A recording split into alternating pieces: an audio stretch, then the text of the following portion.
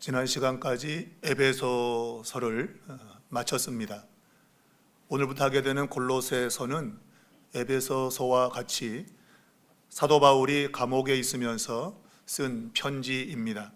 그래서 에픽골몬이라는 4개의 서신서가 옥중 서신인데 에베소서, 빌립보서, 그리고 골로새서, 빌레몬서 이렇게 4가지죠. 이 골로새서는 당시에 교회를 위협했던 여러 가지 이단 사상들, 거짓된 가르침에 대한 그런 소식을 듣고 이 골로새 성도들에게 올바른 하나님의 말씀을 전하기 위해서 쓴 편지입니다. 이 편지의 기록 시기는 주후 한 60년에서 62년경 그렇게 추정되고 있습니다. 당시에 이 교회 안에 그릇된 가르침, 특별히 혼합주의적인 이단 사상이 들어오게 되었는데 그 가운데 이제 초기 영지주의가 있어요. 그러니까 신령한 지식을 가지고 있으면 구원받는다라는 거죠. 이게 영육을 구분하는 이원론적 사상이 주를 이루고 있습니다. 그래서 육신은 천하고 영혼은 거룩하다라는 그러한 잘못된 가르침인 것이죠. 그리고 천사 숭배 사상이 있었고, 그리고 유대교적 율법주의가 또한 들어왔고, 금욕주의가 교회에 들어오며 이런 것들을 통해서 구원이 이루어진다라는 그러한 잘못된 가르침, 이단 사상이 있었던 거예요. 그런 것들에 대해서 사도 바울은 오직 예수 그리스도 한 분만으로 충분하다. 예수님만으로 온전한 구원이 이루어지는 것뿐만 아니고 삶의 모든 것이 충분하다라는 그러한 진리를 이 골로새 성도들에게 가르치기 위해서 이 편지를 쓰고 있는 것이죠. 그래서 이 골로새서는 전체 4장으로 이루어졌는데 1장에는 예수 그리스도에 대한 찬가와 그리고 바울의 사역을 기록하고 있고, 두 번째는 그런 교회 내에 침투한 거짓 가르침에 대한 경고의 메시지, 그리고 3장에는 그리스도인의 새로운 삶, 예수 믿는 그리스도인들은 어떤 삶을 사는가라는 것에 대한 가르침이 있고, 마지막 4장에는 권면과 이제 인사로 끝을 내고 있습니다. 이러한 내용을 기록하고 있는 이유는 그 당시만 아니라 오늘을 살아가는 우리에게도 동일한 그런 교훈이 될 수 있다는 사실을 기억해야 됩니다. 지금도 예수 그리스도 한 분만으로 충분하지 않고 다른 무언가가 우리에게 있어야 된다는 그러한 그릇된 가르침이 여전히 지금도 존재하고 있기 때문에 그래요. 특별히 믿는 사람들에게도 물질 만능주의, 물질이면 모든 것이 다 된다라는 그러한 물질 만능주의가 실제로 교회 안에도 들어와 있고, 또 뉴에이지 사상이라고 하는 이러한 사상들, 특별히 다원주의, 모든 것에 구원이 있다. 그러니까 어떤 종교도 구원을 지향하고 있다 하면서 이제 기독교도 한 그 분파로 이야기하려고 하는 그러한 일들, 이러한 잘못된 가르침이 여전히 지금도 존재하고 있어요. 여러분, 구원은 오직 예수 그리스도 한 분이면 이루어지는 겁니다. 다른 데로는 구원이 절대 있을 수 없다. 오직 예수 그리스도 한 분만으로 구원이 가능하고 우리의 삶에 충분하다라고 하는 것, 이것이 이 골로새서의 주된 가르침입니다. 그러니까 세상의 여러 가지 철학들, 그리고 가치관을 유혹하는 그러한 일들에 대해서 우리는 분명한 생각, 곧 예수 그리스도 한 분만이 모든 것에 충분하다라는 이것을 확고히 가지고 있어야 되는 겁니다. 그래서 예수님 외에는 절대로 구원이 없다. 근데 이게 이제 차별금지법 이런 것 때문에 아주 지금 위기를 맞을 그러한 상황이 있는 거죠. 왜 기독교만 구원이 있냐? 왜 배타적으로 니네만 옳다고 주장하냐? 이걸 법으로 만들려고 그러는 거예요. 그래서 다른 종교를 차별하려고 하는 것에 대해서 법적으로 제재를 하려고 하는 이런 일이 일어나고 있는 것이죠. 참 어려운 시대를 앞으로 맞이할까 참 염려가 되는데, 우리는 하나님의 말씀 안에서 굳건하게 서야 될 줄로 믿습니다. 자, 오늘 이 1장 첫 부분은 골로새 교인들에게 바울이 이제 인사하는 그런 부분으로 이제 구성이 되어 있습니다. 골로새 교회는 바울이 직접 세운 교회가 아닙니다. 이 골로새 교회는 그의 신실한 동역자였던 에바브라가 세운 믿음의 공동체인데, 그런데 이 교회 안에 이러한 잘못된 사상이 침투해 왔고, 바울은 에바브라가 가르친 그 가르침이 옳다라는 것을 확증하며 자신의 가르침을 이야기를 하고 있습니다. 그러니까 이 골로새 교인들에게 이 거짓 가르침이 들어와서 지금 그들을 흔드는 이런 상황 가운데 있는데, 바울은 이것이 실제로 위험 요소이기 때문에 올바른 것을 가르쳐야 될 그러한 상황이어서 이 편지를 쓰고 있는 것이고, 이것은 골로새 성도들 그 당시만 아니라 지금도 여전히 우리에게는 중요하다. 한마디로 말하면 우리가 누구냐 하는 정체성, 그리스도인들의 정체성을 확고히 가지는 것이 매우 중요함을 우리는 인지해야 되는 것입니다. 자, 오늘 이 바울은 오늘 이 첫 번째 1절과 2절에서 이제 인사말을 하고 있는데, 제일 먼저는 그의 부르심의 확신에 대해서 이야기하고 있습니다. 곧 하나님의 뜻으로 자신이 사도가 되었다고 하는 것을 이야기하며, 모든 그리스도인들은 하나님의 뜻 안에서 부르심을 입은 자들이다 라는 것을 확증을 하고 있는 거예요.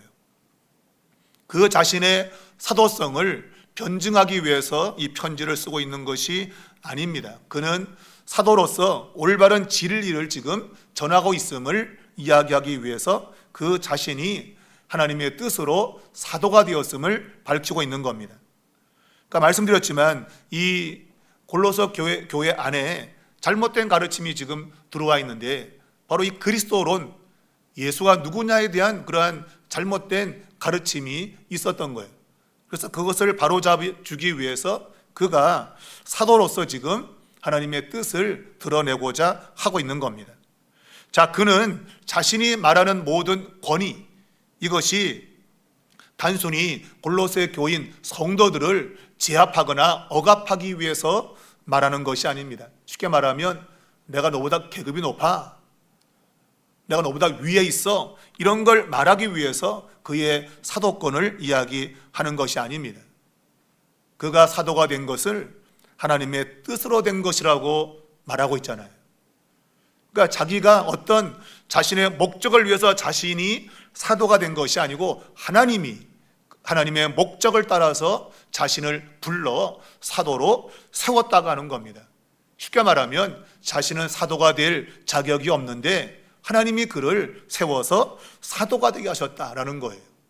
이 말은 그가 가지고 있는 직위, 말하자면 위치에 대한 어떤 자랑, 또 그것에 대한 어떤 우월감을 말하고 싶은 것이 아니고, 그가 받은 일, 직무, 해야 될 일이 무엇인가 하는 것을 드러내기 위해서 지금 이 이야기를 하고 있는 겁니다.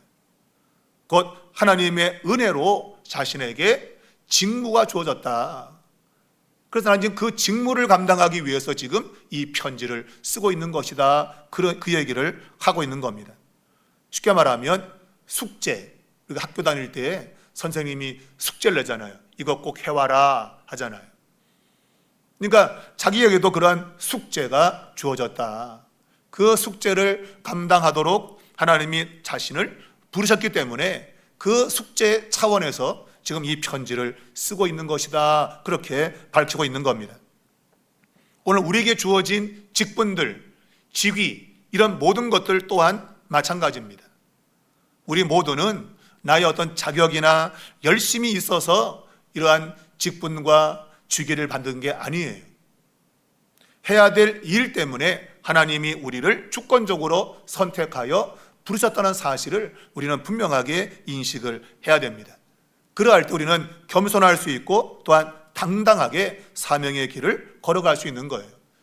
오늘 이 표현 속에는 그의 소명과 사명이 함께 어우러져 있는 것이죠. 하나님의 부르심과 더불어 그 자신이 사도로서 맡은 일, 그 사명에 대해서 그가 지금 이야기를 하고 있는 겁니다. 한마디로 말하면 그는 교회를 세우기 위해서 하나님이 그를 은혜 가운데 사도로 부르셨다라고 말하고 있는 거예요. 자, 그 자신은 사도의 권위를 가지고 있는데 그와 더불어 지금 나란히 디모데를 소개하고 있습니다. 디모데를 오늘 형제라고 소개하고 있는데, 우리가 사도행전을 보면 디모데는 사도 바울이 제2차 선교 여행 때에 루스드라 지역에서 만나게 되는 믿음의 아들이요 제자죠. 그가 그때 만나고 나서 바울이 이 세상을 떠날 때까지 함께 신실하게 사역했던 믿음의 동역자요, 바울의 말에 의하면 믿음의 아들이었습니다. 그는 아주 신실하게 바울과 더불어 하나님의 일을 감당했던 그러한 사람인 것이죠. 자, 오늘 그는 원래 그의 출신을 보면 그의 어머니는 유대인이고 아버지는 헬라인입니다. 근데 그가 이제 선교적 차원에서 그가 할례를 받게 되었고, 바로 그것은 유대인들을 겨냥한 그런 선교적 차원에서 할례를 받은 것이죠. 그러나 디도 같은 경우는 할례를 받지 않았죠. 그것은 이방 사람들을 또한 향한 선교적 전략 때문에 그런 거예요.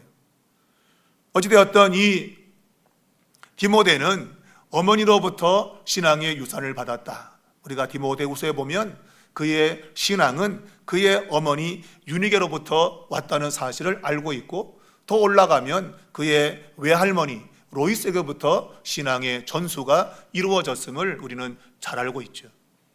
그 진실한 믿음이 대를 이어서 오게 된 것을 우리는 알고 있습니다. 그만큼 이 디모데는 신실한 믿음의 삶을 살았음을 우리는 또한 깨닫게 됩니다. 오늘 그의 이름을 나란히 이렇게 쓰고 있는 이유는 바울이 지금 이 전하고자 하는 이 메시지, 이 편지의 내용들은 그가 개인적으로 말하고 있는 특이한 의견이 아니라는 거예요. 나 혼자만의 생각이 아니라 함께 믿음의 길을 걷는, 어찌 보면 사도적 테두리 안에 있는 그러한 디모데와 함께 공유되어진 그러한 가르침인 것을 이야기하고 있는 겁니다. 그러니까 자신의 가르침이 내가 독단적으로 내가 뭘 봤다 들었다 해가지고 내가 혼자 주장하는 것이 아니라, 이것은 믿음을 함께 가지고 있는 그 사람들이 공동으로 인지하고 있는 그러한 내용임을 밝히고 있는 것이죠. 여러분, 나 혼자 어떤 진리를 확고히 알고 가르칠 수 있습니다. 그러나 성경은 그 온전한 진리가 되기 위해서는 어떤 사람의 증언이 합당하려면 최소 2사람 이상이 증언할 수 있어야 그것이 옳은 것으로 인정이 되고 있잖아요. 그래서 오늘 이 자기 자신과 더불어 믿음의 형제 디모데를 나란히 언급하며 자신이 지금 써보내는 이 편지의 내용은 자신만의 주장이 아니고 믿음의 사람들이 함께 공유하고 있는 그러한 내용임을 이야기를 하고 있습니다. 그러니 잘 들으라 이게죠. 이 말씀을 잘 들어야 된다. 그렇게 지금 이야기를 하고 있는 것입니다. 자, 오늘 바울이 가장 먼저 믿음의 사람들에게 주는 메시지는 하나님의 주권적인 선택, 하나님의 뜻으로 부름받은 이 내용입니다. 여러분과 저는 우리의 선택에 의해서 지금 이 자리에 있는 게 아니에요. 내가 뭔가를 결정을 해가지고 내가 자의적으로 뭔가를 선택해서 이 자리에 있는 게 아닙니다. 요즘 그릇된 가르침 가운데 하나가 자유의지를 가지고 내가 예수를 믿었다는 거예요. 여러분, 우리 장로교는 자유의지가 없습니다. 여러분, 내가 예수를 믿을 때 나의 자유의지를 통해서 내가 예수를 믿었다, 그런 거 없습니다. 왜냐하면 우리 장로교는 전적 타락, 우리는 완전히 타락해가지고 우리의 어떤 의지를 가지고 예수를 믿을 수 있는 게 아니에요. 내가 예수를 믿는 것은 절대적인 하나님의 선택, 하나님이 우리를 선택하여 우리에게 구원의 은혜를 그냥 선물로 주신 거예요. 근데 지금 이 자유의지라고 하는 것들을 자꾸 이야기하면서 우리가 죄를 지었지만 완전히 타락 안 해서 뭔가 조금 의지적인 게 남아있는데 그걸 하나님이 아셨고 그래서 우리를 예정해갖고 우리가 그것을 자유의지를 가지고 선택해서 구원을 받게 하셨다. 이러한 가르침이 굉장히 많습니다. 여러분 유튜브 들어가면요 이런 것들 굉장히 많아요. 다 거짓 가르침입니다. 여러분. 우리에게는 자유의지에 대한 선택이 없습니다. 여러분 죽은 자가 무슨 선택할 권한이 있습니까? 죽은 자가. 여러분 죽은 자는요 일단 살려놔야 뭐가 있는 거지 죽은 자가 어떻게 선택을 합니까? 여러분 우리는 완전히 죽은 자입니다. 여러분 너희의 죄와 허물로 죽었던 너희 그러잖아요. 죽을 똥 살똥 그렇지 않잖아요. 완전히 죽었던 자들인데 하나님 우리를 살려주신 것이죠. 우리에게 생명을 주신 거예요. 그래서 바울은 그것을 은혜라 그러죠. 은혜. 우리가 전혀 기여하지 않았는데 그냥 값없이 선물로 주신 거, 그게 우리가 받은 구원인 겁니다. 구원. 바울은 지금 자기를 사도 되게 하신 그것은 하나님의 부르심 때문에 된 것이지 내가 하고 싶어 된 것이 아니라는 거예요. 아니 할 만한 자격도 없는 그러한 자기 자신을 알고 있잖아요. 그래서 우리가 새벽에 지금 고린도전서 15장 부활장을 살피면서도 만삭되지 못하여 난 자와 같은 나에게도, 그럼 만삭되지 못해 태어났다는 건 죽었다 그 얘기예요. 여러분 그냥 조산되어서 죽었다. 이게 요즘이야 인큐베이터 들어가면 살지만 옛날에 조산되면 다 죽습니다. 옛날에는. 그러니까 죽은 나, 영적으로 죽은 나에게 부활의 생명을 허락해 주셨다라고 말하고 있잖아요. 그러니까 어떤 자격이나 조건이 있는 게 아니에요. 열심 때문이 아니에요. 하나님의 주권적인 선택과 부르심, 이것이 우리의 정체성인 겁니다. 여러분 이것이 흔들리면 안 돼요. 이게 분명히 있어야 됩니다. 그래야 은혜 속에서 우리가 신앙생활을 해나갈 수 있다고 하는 거예요. 자, 두 번째 바울은 자신의 소속, 곧 믿는 자들의 소속을 이야기하고 있습니다. 곧 성도라고 불리는 사람들, 신실한 사람들을 불리는 사람들은 오늘 골로새에 살고 있지만 그리스도 안에 살고 있다.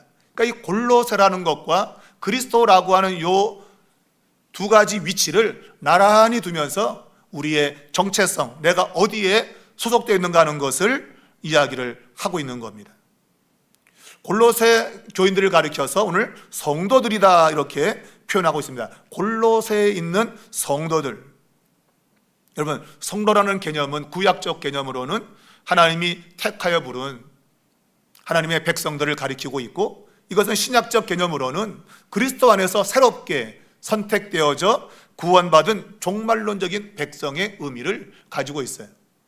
그러니까 종말에 하나님이 그리스도 안에서 예정하고 선택되어 하나님 백성으로 구별된 사람들, 이런 사람들이 바로 성도들이라는 겁니다.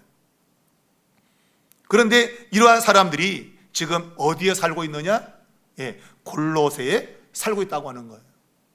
그러니까 이 골로새라고 하는 것은 위치적, 지리적인 상황을 설명하고 있는 거죠. 모든 사람들은 다 두 발을 딛고 삽니다. 오늘 여러분과 저는 대한민국 오늘 이 시간 대림동에 두 발을 딛고 있습니다. 오늘 바울이 골로새에 있는 이 믿음의 사람들을 가리켜서 성도라 부르며 그들이 골로새에 있다고 말하고 있어요. 그러니까 위치적으로 그의 삶의 자리가 골로새라는 거예요. 여러분 이 골로새라고 하는 것은 어찌 보면 세상을 말하고 있는 것이죠. 그러니까 세상 속에서 우리는 여러 가지 많은 일들을 겪게 되는데 때로는 물질의 문제, 건강의 문제, 각종 관계 속에서의 갈등, 이런 것들을 우리는 경험하며 살게 되는 겁니다. 이것이 오늘 성도라 불리지만 살고 있는 현실을 이야기하고 있는 것이죠. 이런 이야기를 하고 있는 이유는 이제 그리스도 안에서의 삶에 대한 것들을 이제 이야기하는 겁니다.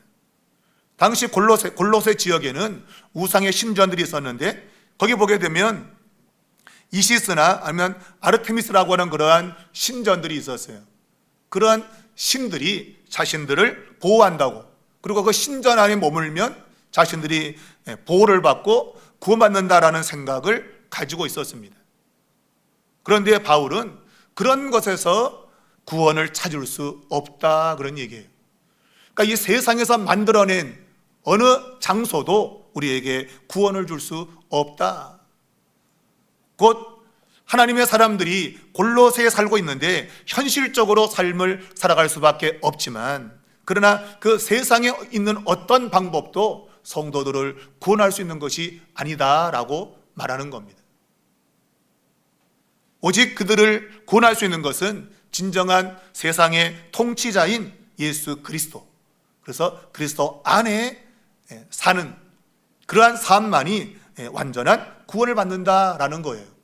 그러니까 우리가 육신적으로는 세상 속에서 골로새 또한 대림동에 살고 있지만 진짜 우리가 사는 방식은 그리스도 안에서 사는 거다, 그 얘기예요.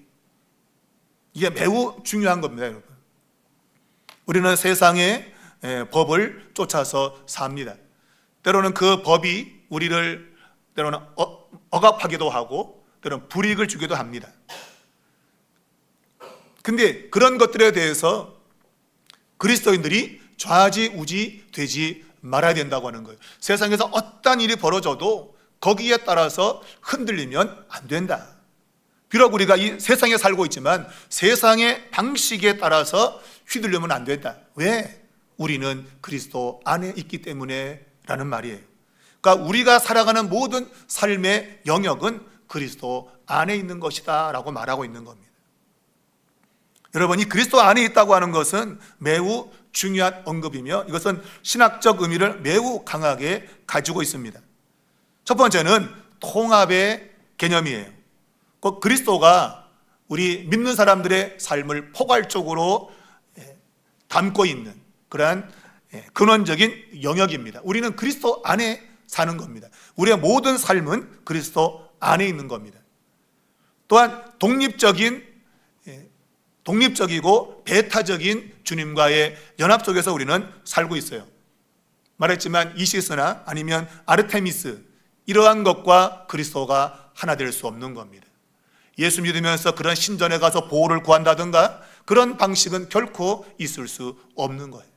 그러니까 세상의 어떤 것과도 그리스도를 결합할 수 없는 배타적이고 독점적인 그러한 삶이 우리 믿는 자들의 삶이 되어야 된다 하는 의미가 그리스도 안이라고 하는 이 용어 속에 담겨져 있어요.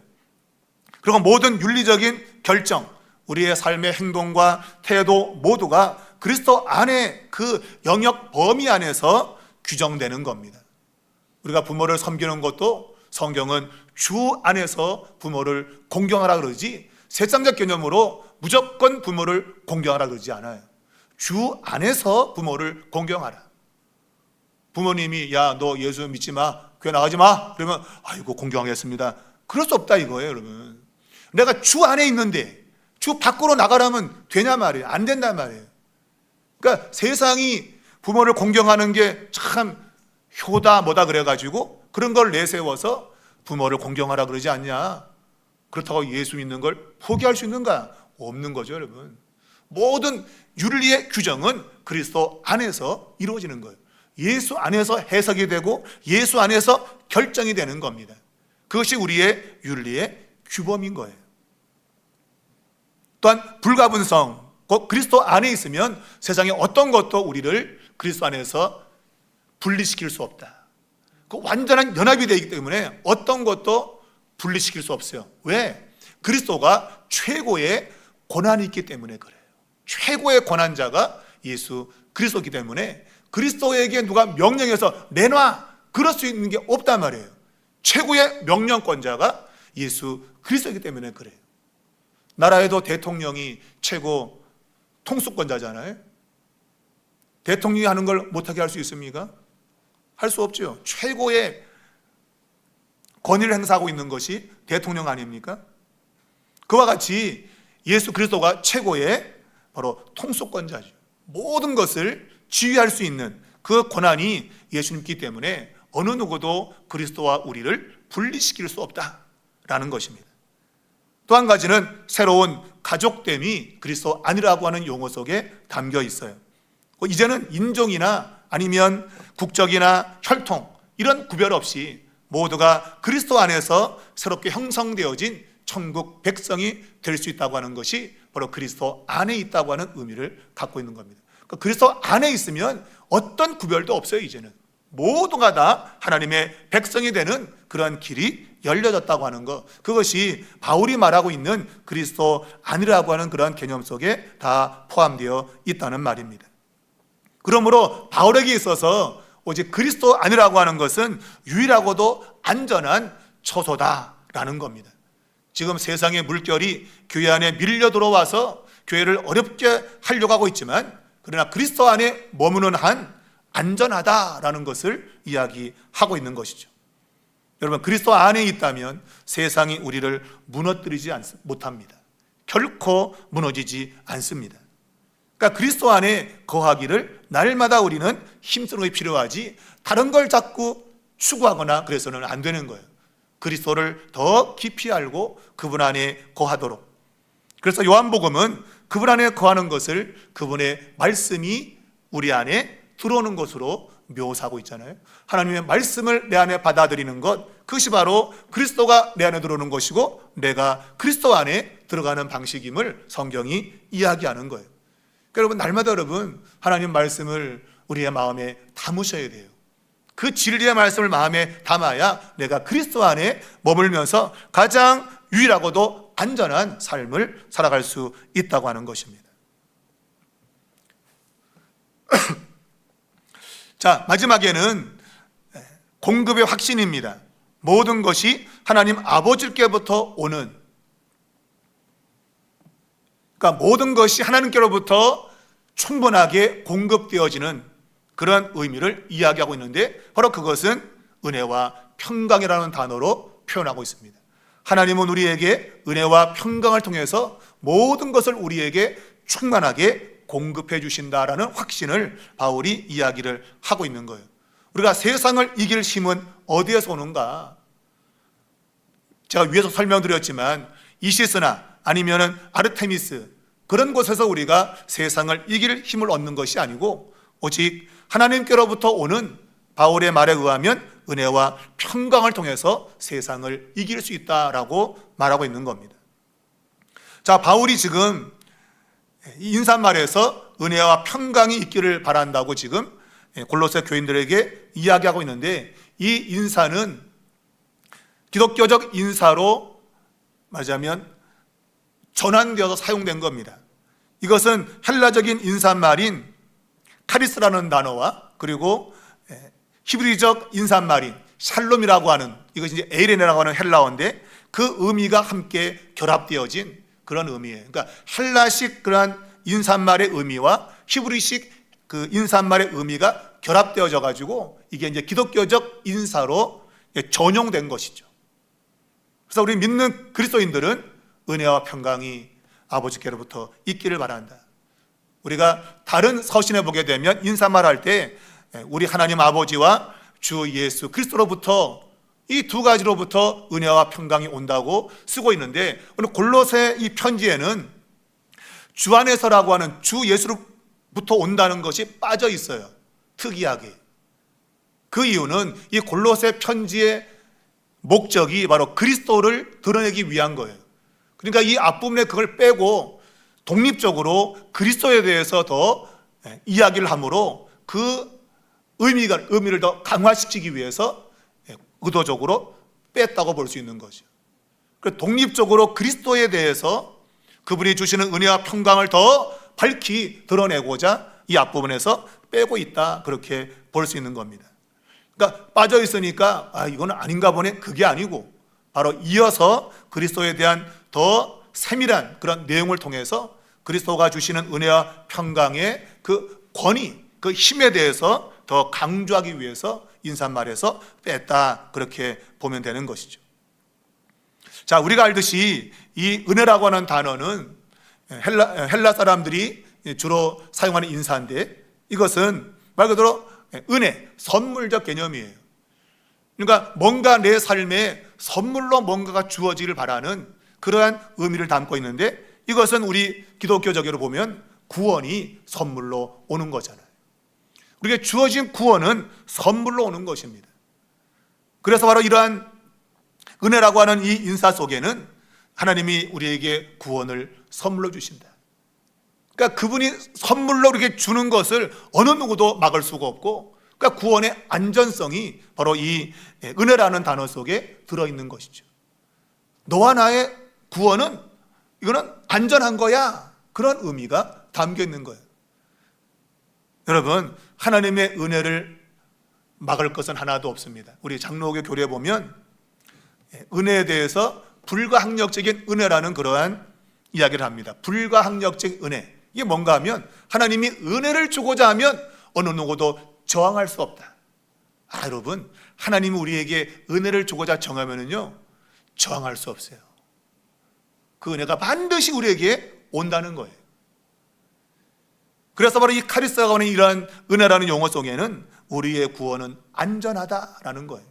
하나님 우리에게 선물로 구원을 준다는 의미가 담겨 있는 겁니다. 이와 더불어서 히브리적 인사인 바로 이 샬롬, 에이레네, 헬라 말로 에이레네인데, 이게 이제 히브리에서 샬롬이라고 하는 그 인사죠. 우리가 자주 쓰는 샬롬이라는 겁니다. 이러한 샬롬은 말 그대로 평강이라는 것이죠. 평강. 보통 사람이 평강 그러면 전쟁하지 않는 것, 싸움이 없는 것, 이것을 평강으로 생각하는데, 그런데 기독교적 인사의 평강, 특별히 히브리적 그 의미에서의 평강은 그러한 싸움이 없고 그냥 단순히 고요한 상태를 말하는 것이 아니라 관계적에서 오는 거예요. 그러니까 하나님과의 관계가 바르게 되면 모든 것에서 안정감을 느끼는 겁니다. 그거를 평강이라 그래요. 그것을 세상은 알지 못해요. 세상은 내가 돈이 많고 뭐가 권력이 있고 그래야 자신을 불안하게 하거나 또 힘들게 하는 것이 사라진다고 생각하잖아요. 근데 우리 기독교적 평강, 이 샬롬은 그런 데서 오는 게 아니고 하나님과의 관계가 바르게 맺어지면 정말 세상이 할 수 없는 평안함, 그리고 완전함이 경험된다, 그 얘기예요. 여러분, 이게 놀라운 겁니다. 여러분, 비록 여러분이 돈이 없고 여러분이 건강을 잃어도 하나님과의 관계가 바르게 되어 있으면 세상이 알 수 없는 평안함을 누리게 되는 거예요. 여러분, 평안함. 그래서 여러분, 침대도, 좋은 침대는 옆에서 쿵쿵 뛰어도 평안하다잖아요. 나쁜 거 옆에 뛰면 같이 퉁퉁 뛰잖아, 나쁜 침대는. 근데 좋은 침대는 가만 누워있으면 여기다 쿵쿵 뛰어도 전혀 움직이지 않는, 그걸 좋은 침대라 그러는데, 우리가 가지는 샬롬도 마찬가지죠. 세상에 막 요동을 쳐도 하나님 관계가 바르게 되면, 내가 그리스도 안에 있다는 확실한 믿음이 있으면 그것이 찾아오는 평강이 있는 거예요. 예수 그리스도는 폭풍이 있는 배 위에서도 잠을 주무시잖아요. 왜 그래요? 날마다 우리 주님은 하나님 아버지 안에 있었기 때문에 그래요. 그래서 폭풍이 몰아쳐도 그것 때문에 막 아이고 죽겠다 그러지 않는 거예요. 제자들은 그러지 않은 거죠. 같은 배 안에 그리스도가 계셔도 그분이 누군지를 알지 못하기 때문에 폭풍이 치니까 두려워 죽겠다고 요동을 치는 이런 모습을 보이잖아요. 여러분, 우리가 그리스도 안에 있다면 우리는 세상이 아무리 요동을 쳐도 우리에게는 평안함이 찾아오는 겁니다. 그것은 세상이 알 수 없는 거예요. 여러분, 여러분이 그런 걸 경험하고 있다면 여러분은 그리스도 안에 있습니다. 그러나 나는 뭐 그런 거 모르겠어, 그냥 난 조금만 뭐 그냥 변해도 난 죽겠어 그냥 막 이러면 그리스도 밖에 있는 거다, 밖에. 그리스도 안에 있을 때 여러분 이러한 평안을 경험하는 거예요. 오늘 우리에게 계신 성령님은, 주님 보내신 성령님은 바로 이러한 평강을 누리도록 주께서 제자들에게 숨을 불어넣으시면서 너에게 평강이 있을지어다 하면서 후 숨을 불어넣으셨잖아요. 그게 요한이 바라본 바로 성령의 강림이에요. 요한적 관점에는 누가가 보았던 사도행전에서 오순절날 성령이 임한 것이 예수님께서 그 마가다락방에서 두려워하며 근심하는 자들 당해서 바람을 후 불어넣으시는 것, 그게 성령의 강림을 그렇게 해석을 한 거예요. 여러분, 오늘 주께서 우리에게 주신 성령님은 우리에게 샬롬을 주십니다. 성령님을 쫓아가는 자들에게는 세상이 알지 못하는 샬롬, 평안을 누리게 돼 있어요. 여러분, 여러분에게 이런 평강이 여러분 있기를 축복합니다. 오늘 이 골로새 교회 안에는 거짓된 가르침이 지금 들어왔고 교회가 위기 속에 있습니다. 그런데 이 앞부분에서 바로 이러한 은혜와 평강을 말하고 또한 그들을 가리켜서 신실하다고 말하고 있어요. 여러분, 신실하지 않은 것 같은데, 막 흔들 것 같은데, 그런데 신실한 형제들이라고 말하고 있어요. 성도들이며 동시에 신실하다. 여러분, 피스토라고 하는 단어인데, 여러분, 이 피스토라는 단어는, 피스토라는 이 단어는 충성되다 그런 얘기예요. 어떤 일에서 흔들리지 않는다, 그런 의미를 가지고 있는 겁니다. 이게 말한 대로 샬롬과 연결되어 있는 거죠. 평안 누리는 사람들은 끝까지 충성되이 살 수 있는 거예요. 그러나 마음이 흔들리면 충성하지 못하죠. 여러분, 하다가 중단하잖아요. 아이고 해도 소용이 없네, 뭐 그냥 헌신해도 돌아오는 게 없네, 그러면서 멈춘단 말이에요. 그런데 이 평강을 누리는 사람들은 끝까지 충성되게, 오늘 이 골로새 교인들을 향해서 성도며 동시에 신실한 사람들이라고 바울이 말하는 것은, 교회가 위기 속에 있어도 하나님은 교회를 지키시고 또한 하나님은 성도들에게 이러한 충성을 할 수 있는 은혜와 평강을 주신다고 하는 것을 확신시키고 있는 겁니다.